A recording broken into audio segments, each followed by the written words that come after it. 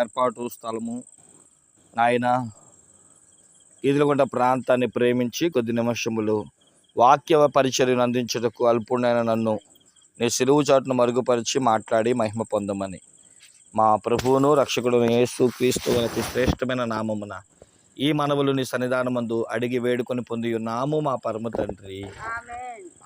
కూర్చోండి. దేవుని వాక్యాన్ని కొద్ది నిమిషాలు నేర్చుకుందాము. కీర్తనా గ్రంథము 108వ కీర్తన 8-9 వచనాలను మనము ధ్యానిస్తూ వస్తున్నాం. మరొకసారి 108వ కీర్తన 8-9 వచనాలు.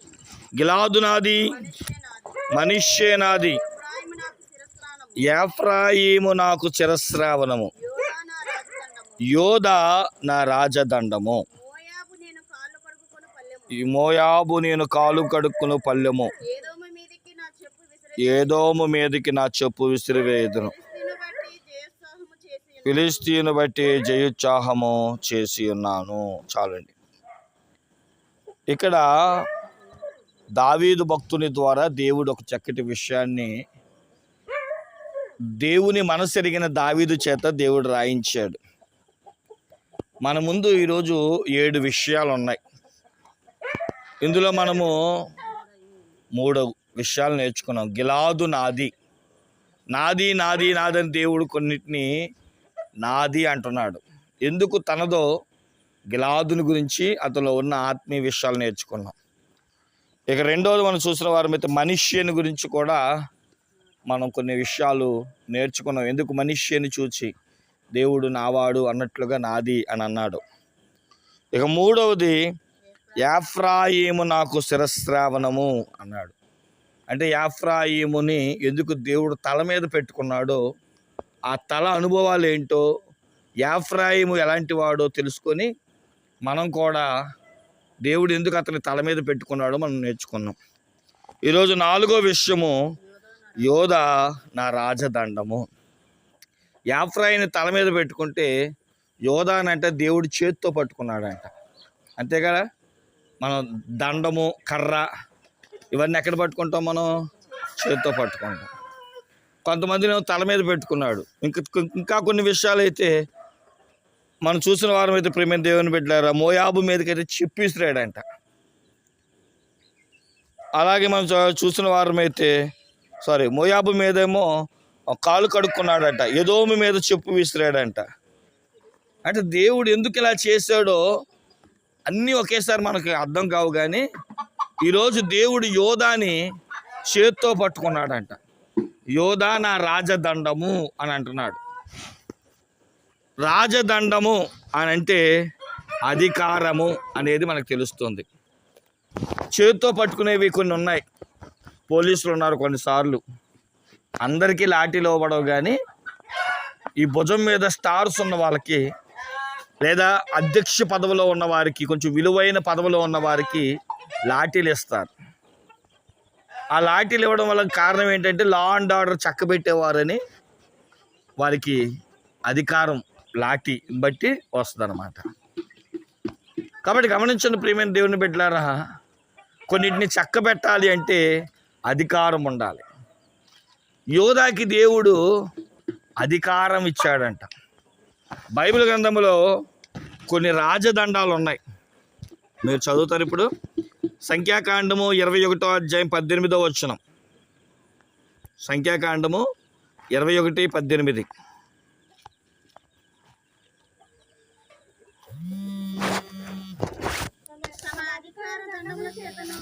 అధికార దండము. చాలండి. ఏ దండం అంటే అది అధికార దండము. అంటే మనం చెప్పుకున్నాం కదా అది. ఎస్తేరు గ్రంథము 5వ అధ్యాయం 2వ వచనం.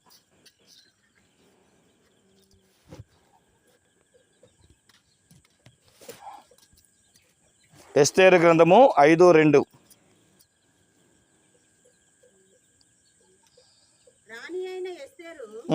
ఆవరణంలో నిలవబడి ఉండుట రాజు చూడగా ఆమె యందు అతనికి దయ పుట్టెను. ఓకే. రాజు తన చేతిలో నుండి బంగారపు దండమును. ఏ దండం అంటే ఇది? బంగారపు దండం. మూడవది కీర్తన 45:6.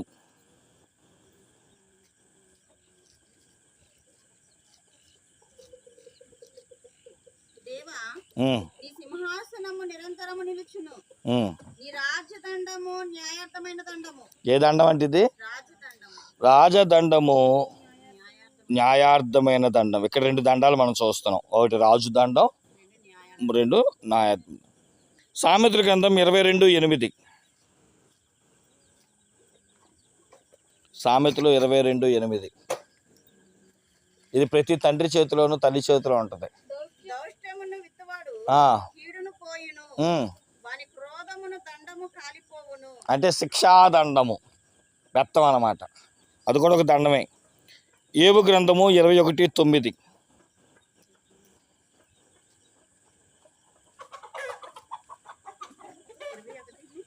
21:9.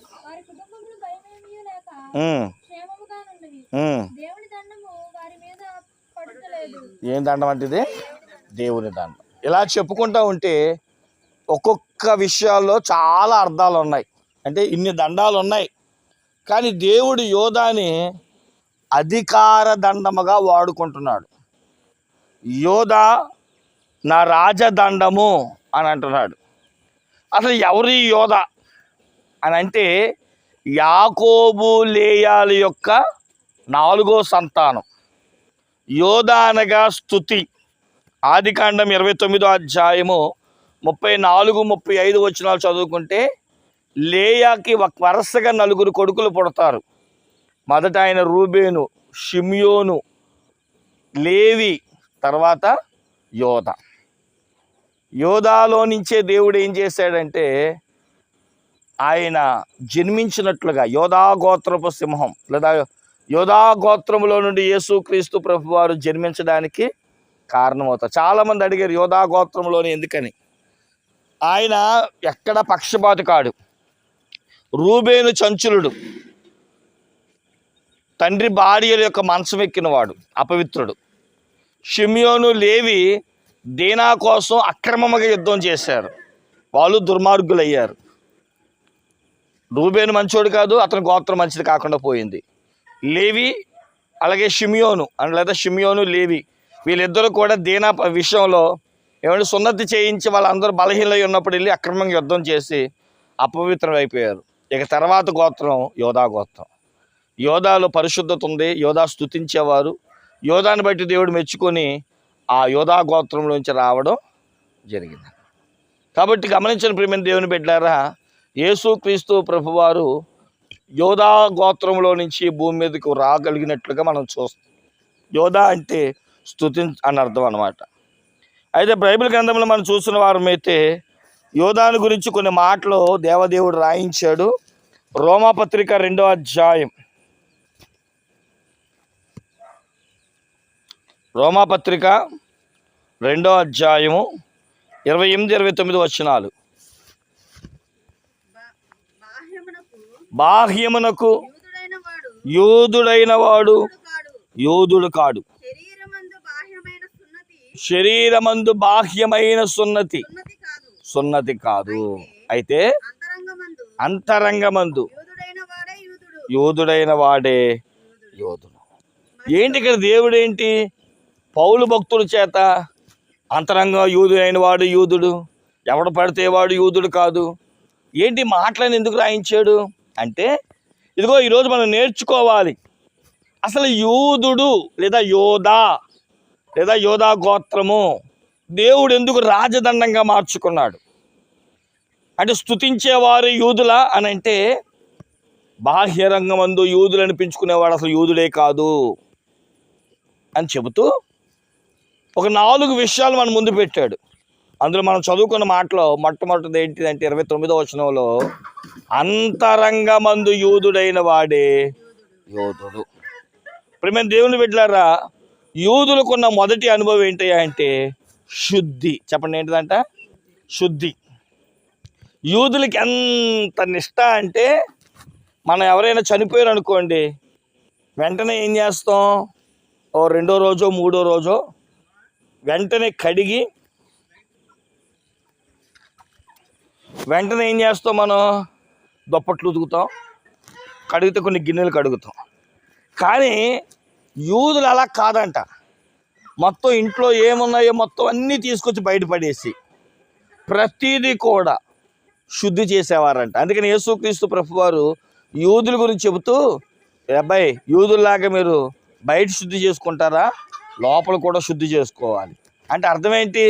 పళ్ళాలు గిన్నెలు ఏమంటే మనిషి చచ్చిపోయాడని చెప్పి ఏమంటే దుప్పట్లు ఇవి కాదు శుద్ధి చేసుకోవాల్సింది, అంతరంగం శుద్ధి చేసుకోవాలి. మనం ఏం శుద్ధి చేసుకుంటామంటే గిన్నెలు దాఖలకు తోమేసుకొని ఏమంటే శుద్ధి అయిపోయింది అనుకుంటాం. వస్తువుల కంటే మనిషి ముఖ్యమైన వాడు. బాహ్యము కంటే అంతరంగం మరింత ప్రాముఖ్యమైనది. వస్తువులు మెయినా మనం మెయిన్? అసలు అవి విలువైనవా మనం విలువైన వాళ్ళమా? కాబట్టి ఇప్పుడు మీరు ఆలోచన చేయండి. అన్నం తినే గిన్నె బయట తోమం, ముఖ్యంగా లోపల తోముకోవాలి. అలాగని బయట తోమొద్దని అంటలా. బయట ఎంత ప్రాముఖ్యమో లోపల అంతకంటే డబల్ ప్రాముఖ్యం అన్నమాట. అలాగే యూదులకు ఉన్న ఆచారం ఏంటి అంటే శుద్ధీకరణం కలిగిన వారు. యూదుని దేవుడిని ఎందుకు రాజదండంగా మార్చుకున్నాడు అని అంటే, యూదుడు వలె మన జీవితంలో కూడా ప్రతిరోజు అంతరంగ శుద్ధి ఉండాలి. కేవలం రోజు చూడండి, మనకు ఒక అలవాటు ఉంటుంది. గబగబా లెగ్గానే పళ్ళు తోముకుంటాం, ఒంటికి స్నానం చేస్తాం, బట్టలు వేసుకుంటాం ఉతికినవి, అంటే పై శుద్ధి. మరి ఏ రోజైనా నా హృదయం ఎలా ఉంది, నా తలంపులు ఎలా ఉన్నాయి, నా నడవడిక ఎలా ఉంది, నా ఆత్మీయత ఎలా ఉంది, ఏమైనా మలినం పట్టినాయా అన్నది పరిశీలించుకుంటున్నామా అంటే, బ్రష్ చేసామా, స్నానం చేసామా, బట్టలు వేసుకున్నామా వరకు ఆలోచిస్తాం. కానీ అసలు నేను ఎలా ఉన్నాను ఈరోజు, దేవుని దగ్గర నేను ఎలా కనబడుతున్నాను?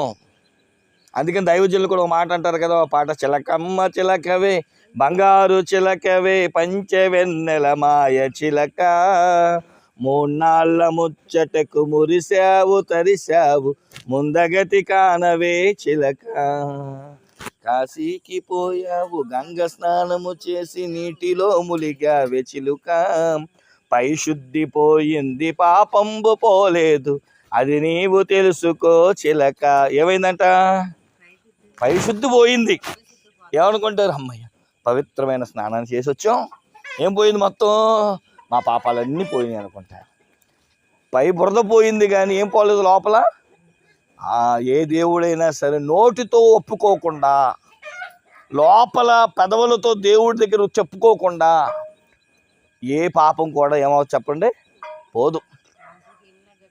కాబట్టి గమనించండి ప్రియమైన దేవుని బిడ్డలారా, నేటి క్రైస్తవ జీవితంలో యూదుల వలె దేవుని చేతిలో మనం ఉండాలి.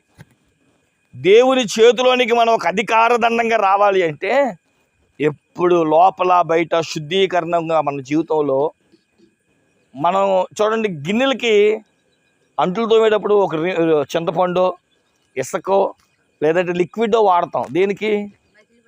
బాగా మకిలి పట్టినా మురికెత్తినా ఏమండి బాగుండాలి అనుకుంటే ఏది వాడితే అది బాగుంటుందో అది వాడతాం.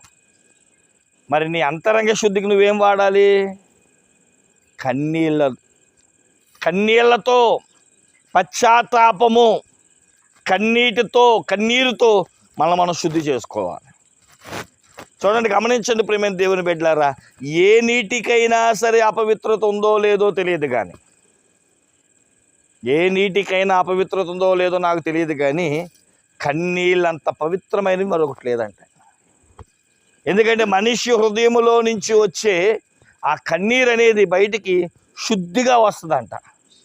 ఆ శుద్ధీకరమైన కన్నీళ్లతో నీ పాపంబు అనే నీ మస్టుని, ఆ అంతరంగపు శుద్ధిని మనం చేసుకోవాలి.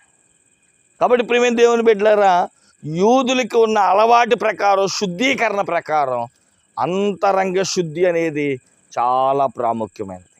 దేవుడి చేతిలో వాడబడాలనుకున్న ప్రతి విశ్వాసి ప్రతి రాత్రి దేవుని దగ్గర కూర్చొని తమ తాము పరిశీలన చేసుకోవాలంట. స్వకీయ పరిశీలన. భక్తుడైన దావీదు 139వ కీర్తనలో 16-17 వచనాలు అంటాడు, ప్రభువా నన్ను పరిశీలించుము, నన్ను పరిశోధించుము, ఆయాసకరమైన సంగతి నాలో ఉన్నదలా తీసివేయి. దైవజనులు, మిషన్ వ్యవస్థాపకులు ముంగుమూరి దేవదాసయ్య గారు కూడా, దేవా నాకు కనబడుము, నాతో మాట్లాడుము, అందరికీ కనబడుము, అందరితో. నాకు కనబడుము, నాతో మాట్లాడు, నన్ను నన్ను నన్ను నాకు చూపించు, నిన్ను నాకు చూపించు.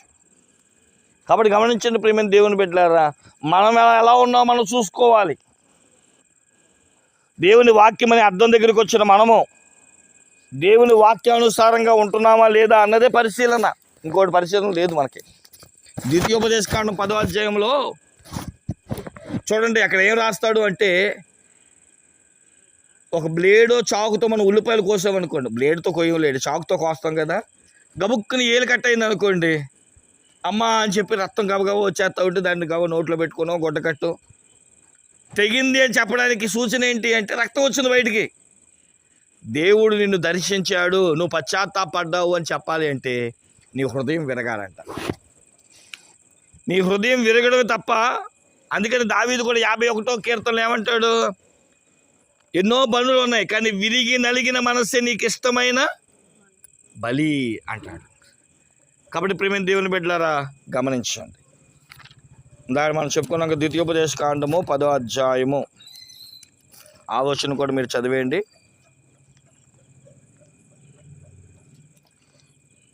ఒకసారి 15వ వచనం చదువుతున్నా. 10వ అధ్యాయము 16వ వచనం. కాబట్టి మీరు సున్నతి లేని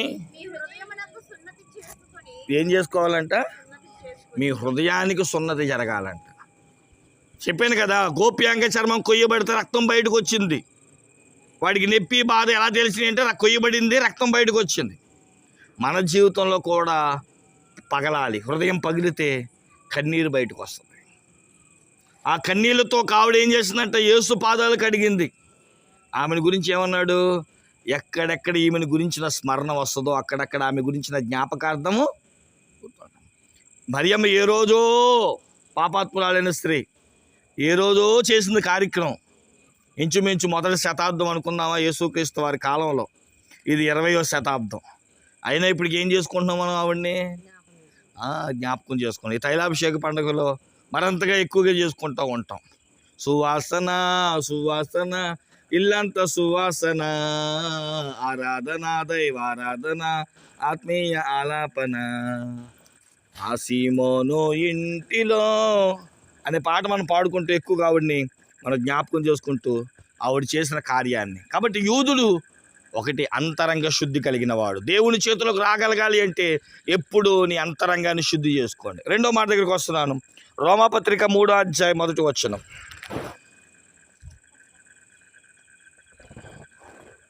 రోమపత్రిక 3వ అధ్యాయం 1వ వచనం. దేవుని చేతిలోనికి రావాలి అనుకున్నవాడు యూదుడు వలె ఎలా ఉండాలి అంటే, యూదునికి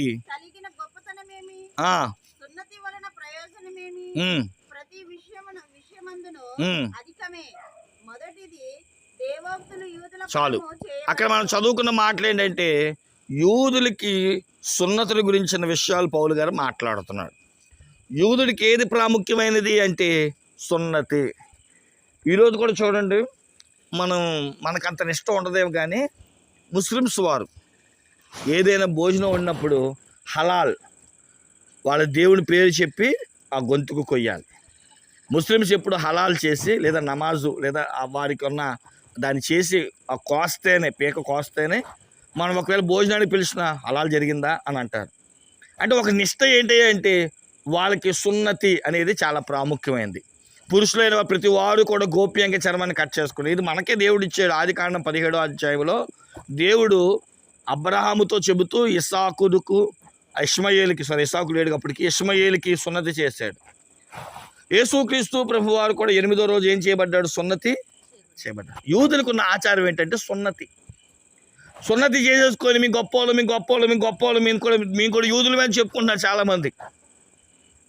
అయితే యూదులకి సున్నతి ఎంత ప్రాముఖ్యమైనదో క్రైస్తవుడికి బాప్తీసం అంత ప్రాముఖ్యం. ఈరోజు చాలామంది దేని నిర్లక్ష్యం చేస్తున్నారయ్యా అంటే బాప్తీస్మాన్ని. తీసుకోవచ్చులే, పొందుకోవచ్చులే, ఒక అలవాటుగా ఆచారంగా. ఇంకా మీరేమనుకోకపోతే ఈరోజు బాప్తీసాలు ఎప్పుడు తీసుకుంటున్నారంటే పెళ్ళిళ్ళకి. మొన్న మోహన్ గారు వాళ్ళ బాబుకు పెళ్లి చేసినప్పుడు కూడా ఒకటే చెప్పాను, పరిశుద్ధ వివాహం అనిపించుకోవాలంటే పరిశుద్ధ బాప్తీసం అవసరమే, కానీ బాప్తీసం తీసుకొని మందిరానికి వెళ్ళకుండా దేవుని ఉగ్రతకి మీరు కారణం కావచ్చు. కాబట్టి గమనించండి, చాలామంది ఒక అలవాటు ఆచారంగా చేస్తున్నారే కానీ బాప్తీసం అనేది చాలా ప్రాముఖ్యమైనది. దేవునికిని మనుష్యునికిని ఒక గుర్తు, ముంగుర్తు ఏంటి అంటే ఆ రోజు గోప్యాంగ చర్మం. మీరు నిర్గమకాండం 4వ అధ్యాయం మీరు చదివే ఉంటారు. మోషే ఐగుప్తీయుడు వాడైనప్పటికీ, ఇశ్రాయేల్ వాడైనప్పటికీ కూడా పెరిగింది ఐగుప్తులో.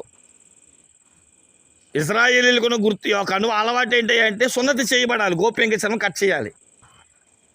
ఏమండి, ఈ యొక్క మోషే గారి తల్లి మోషేనే పెంచింది, కానీ ఎలా పెంచింది అంటే ఐగుప్తీయుల పిల్లోడుగా పెంచింది. అందుకని ఏం చేయలేకపోయింది, సున్నతి చేయలే. 40 సంవత్సరాల తర్వాత తన ప్రజల గురించి తెలుసుకున్నాడు మోషే.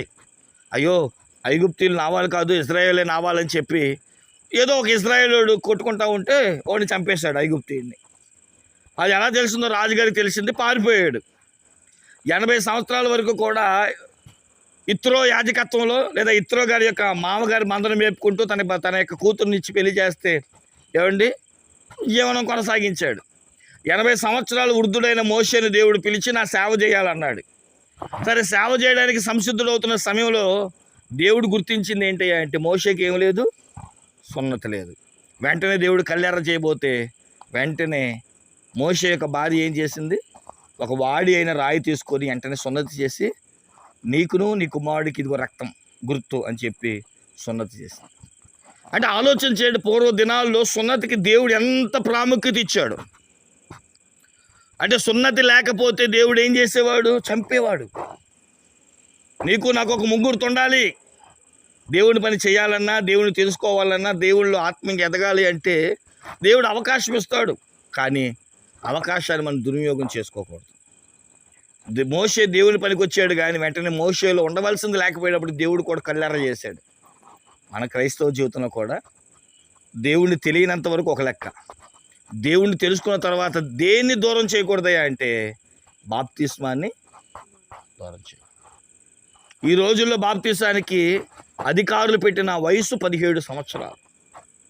ఈ 17 సంవత్సరాలు నిండగానే మనం ఏం చేయాలంటే మన పిల్లలకి ఏమి ఇప్పించాలంటే అది కూడా బలవంతం కాదండోయ్. మన పిల్లలకి ముందుగా చెప్పుకోవాలి, దైవత్వాన్ని గురించి దైవ విషయాలు చెప్పుకొని పరిశుద్ధతను నేర్పగలిగితే వాళ్ళు 17వ ఏట రాగానే ఏం పొందుతారంటే బాప్తిస్మాన్ని పొందుతారు. ఆ రోజులు ఇశ్రాయేలుకి 30 సంవత్సరాల వయసు ఇచ్చాడు దేవుడు. 30 సంవత్సరాల తర్వాత ఎవడో ఖాళీగా ఉండడానికి వీలు లేదు. అయితే యుద్ధం చేయడానికి సైనికుడైన అవ్వాలి, లేదా పూజ చేయడానికి ఆరాధన చేయడానికి యాజకుడైన అవ్వాలి. లేదండి నేను ఇంట్లో కూర్చుంటానంటే వాళ్ళని రాళ్లతో కొట్టి చంపాలంట. ఏదో ఒక పని దేవుడి పనిలో ఉండాలి తప్ప, అయితే సైనికుడు లేదా యాజకుడు. మరి ఈ రోజుల్లో మన పిల్లలు ఎలా పెంచుతున్నాం అని మనం చూసిన వారమైతే మనమే మన చేతులారా మన పిల్లలను చెడగొడుతున్నాం. క్రీస్తులో వాళ్ళకి దైవత్వాన్ని నేర్పాలి, పరిశుద్ధతను నేర్పాలి. లోకానికి, లోకపు ఆశలకి, దైవత్వానికి ఉన్న సంబంధం నేర్పితే వాళ్ళు ఖచ్చితంగా ఏం కోరుకుంటే తెలుసా, ఈ లోక పాపం మాకొద్దు, క్రీస్తే మాకు కావాలి. అందుకని ప్రసంగి గ్రంథం ఏమన్నాడంటే, బాల్య దినమందే నీ సృష్టికర్తను గుర్తు చేసుకుంటే చిన్నప్పటి నుంచి మన పిల్లల్ని ఎక్కడికి తీసుకురావాలి, మందిరానికి తీసుకొస్తే వాళ్ళకి ఏం అర్థమైద్ది, దేవుళ్ళో ఉన్న దైవత్వాన్ని అర్థమవుతుంది. ఓహో నేను మానకూడదంట. నేను అందుకని ఎప్పుడు చెప్తూ ఉంటాను, మన పిల్లలకి ఏది అలవాటు చేస్తే అదే అలవాటు అయింది. ఇంటికాడ ఉండరా మేము వెళ్ళి వచ్చేస్తామంటే ఆడికి అనుకుంటాడా మా నాన్నలు ఇంటికి వెళ్తాడు, మా నాన్న ప్రార్థనకి వెళ్తాడు, నేను ఇంటికాడ ఉండొచ్చు. అదే ఏమవుతుంది వాళ్ళకి రాను రాను అలవాటు అయిపోద్ది. ఇక నువ్వు వెళ్ళినా పర్లేదులే అంటే కారణం ఏంటంటే మనం ఫస్ట్ నుంచి మన కోసం అలా నేర్పేశాం. కానీ దేవుని దగ్గరికి ఎలా వస్తున్నాడా అన్నది పరిశీలించుకోవాలి. నాకు నచ్చిన మాట ఏంటో తెలుసా, మోషే తల్లి తన బిడ్డని జమ్ముపెట్టులో చేసింది, కానీ అందులో పెట్టింది, కానీ తన అక్కన కాపలో పెట్టింది. తమ్ముడు ఏమవుతున్నాడో పరిశీలించు. తమ్ముడు బాధ్యత నీదే. వాడు కనిపెట్టు, వాడు చచ్చిపోతున్నాడా నువ్వు దూరం నుంచి చూడు, వాడు బతికినా నువ్వు దూరం నుంచి చూడు. కనిపెట్టే బాధ్యత ఖచ్చితంగా ప్రతి తల్లిదండ్రులకు ఉండాలి. బిడ్డలు ఏం చేస్తున్నారా, ఏం చేస్తున్నారా, ఆదివారం వచ్చినప్పుడు ఎలా ఉంటున్నారా, లేదంటే ఇతర విషయంలో ప్రార్థనకి ఎలా ఉంటున్నారు, నేను ఎలా పెంపకం పెంచుతున్నాను. సతీష్ కుమార్ గారు ఒక మాట అన్నారు, ఈరోజు నువ్వేమై ఉన్నావో, మంచి ఉద్యోగస్తులు ఉన్నావో, వ్యాపారవేత్త ఉన్నావో, మంచి పలుకుబడి ఇల్లు కట్టుకున్నావో, లేదా పేదవాడు అయ్యావో, ఈరోజు నువ్వు ఎలా ఉన్నావో అది దేవుడు నీకు ఇచ్చిన కృప. నీ చదువుని బట్టో, నీకు తెలివిని బట్టో, నువ్వు వ్యాపార రంగంలో ఉన్నావో, వ్యవసాయ రంగంలో ఉన్నావో, ఏదో దాంట్లో ఉన్నావు, అది దేవుడు నీకు ఇచ్చిన తలాంతు, గిఫ్ట్. మరి దేవుడికి నువ్వేం గిఫ్ట్ ఇస్తున్నావంటే నీ కడుపును పుట్టిన బిడ్డలే. ఎలా ఇస్తున్నావు? దేవుని మీద తిరుగుబాటు చేసే వాళ్ళకి ఇస్తున్నామా, దైవత్వంలో పెంచేవారిగా ఇస్తున్నామా? మనం పరిశీలించుకోవాలి. యూదుడికి ఉన్న అలవాటు ఏంటయ్యా అంటే వాళ్ళకి సున్నతి అనేది చాలా ప్రాముఖ్యమైనది. వయసుకు వచ్చిన వాడు సున్నతి లేకపోతే రాళ్లతో కూడా చంపేసేవారు. అందుకని వాడు భయంతో ఏం చేసేవాడంటే సున్నతికి వేగిరి పడేవాడు. మనం కూడా దైవత్వంలో బాప్తిస్మము, క్రీస్తుని ఎరుగుట, క్రీస్తులో బలపడుట అనేది చాలా ప్రాముఖ్యం. అందుకని బైబిల్ గ్రంథంలో పదే ఒక మాట అన్నాడు. 2 కొరింథీ 6:2లోను, హెబ్రీ పత్రిక 2వ అధ్యాయం 3వ వచనములోను, ఇంత గొప్ప రక్షణ నువ్వేం చేస్తున్నావు? నిర్లక్ష్యం చేస్తాను. ఇదే అనుకూలమైన సమయం, ఇదే రక్షణ దినము. రేపు కాదు, ఎల్లుండి కాదు, ఉన్న పాటనే ఇప్పటికిప్పుడే రక్షణ విషయంలో ఇప్పుడు ఏం తీసుకోవాలంటే నిర్ణయాలు ఇప్పటికిప్పుడే తీసుకోవాలి. మనం ఏమంటామంటే చూద్దాం వచ్చే వారం ఖచ్చితం అండి అంటాం. యూదులకు ఉన్న అలవాటు ఒకటి అంత శుద్ధీకరణ, రెండవది సున్నతి. 3వ మాట చూడండి, రోమాపత్రిక 10వ అధ్యాయం 12వ వచనం.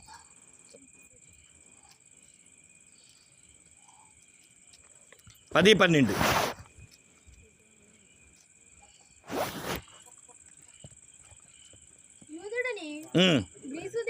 యూదుడని గ్రీస్తు దేశస్థుడని భేదం లేదు,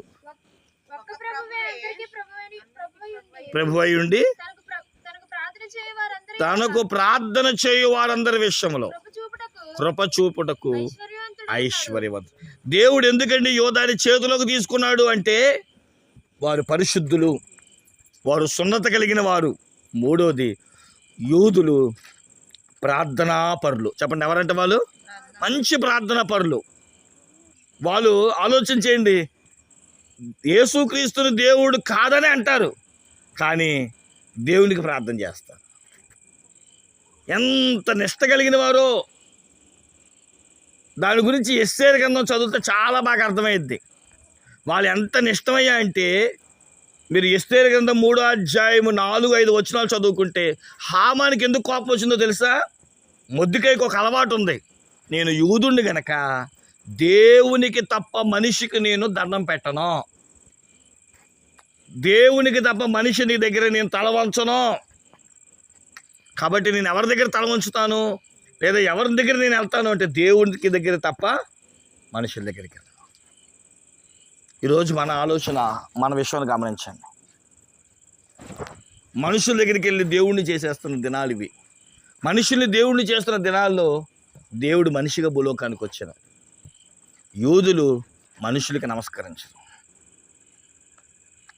దేవునికి తప్ప. అందుకని తన భార్య కూడా మాట అంటది, ఎస్తేరు గ్రంథం 10వ అధ్యాయంలో మీరు ఇంటికి వెళ్ళి చదువుకోండి. అక్కడ ఏమని ఉంటుందంటే, ఆయన మొద్దుకాయ యూదుడా, ఆయనతో పెట్టుకోవద్దు, యూదుడైన వాడి దగ్గర నువ్వు గెలవలేవు. ఒకసారి చదివిస్తే బాగుంటుందిగా. ఎస్తేరు గ్రంథం 10వ అధ్యాయం చూడండి. 10వ ఒక్క నిమిషం. ఎస్తేరు గ్రంథము 10వ అధ్యాయం కాదు, ఒక్క నిమిషం.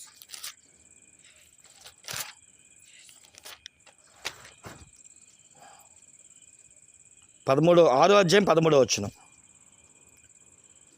ఎప్పుడైతే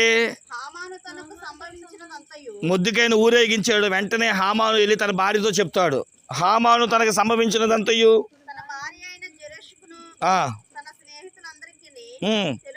తెలపగా